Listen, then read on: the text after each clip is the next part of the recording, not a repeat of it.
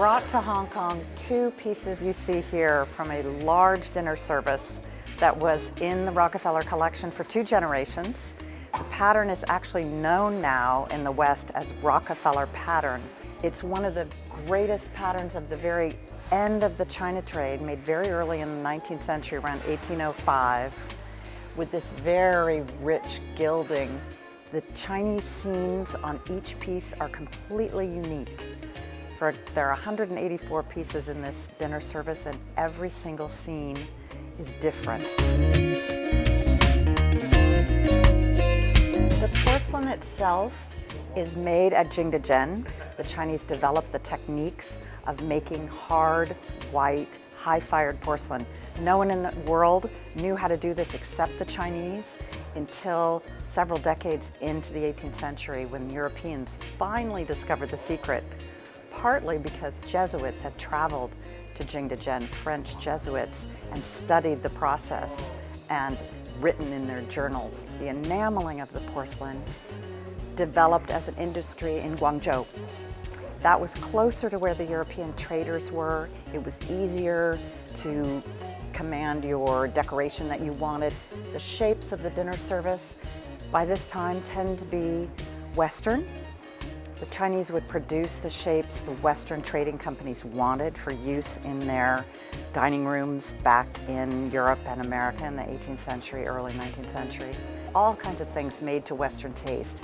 And so the final step, the enameling, was done in Canton workshops, and then the pieces were fired again, but at a much lower temperature to fuse the enamels onto the surface.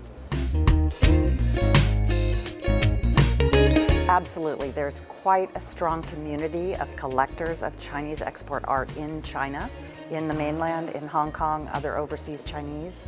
I think it becomes a fascination, just like it is for Westerners. The dialogue it reflects between the Eastern cultures and the Western cultures is fascinating. You see the mix of Chinese decoration with Western shapes. You see interesting influences going from one direction to the other and then back again.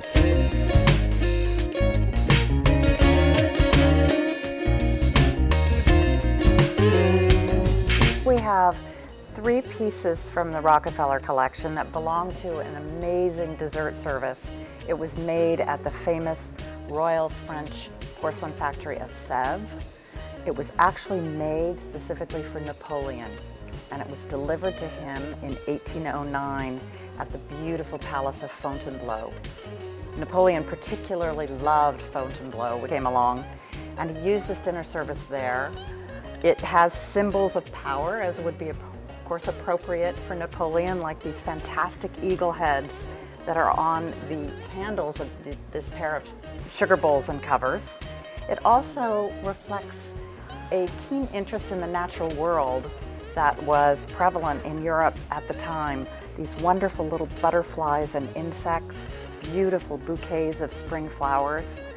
This dinner service, or this dessert service, was one of the possessions Napoleon chose to take with him when 5 years after he received it, he was exiled to Elba.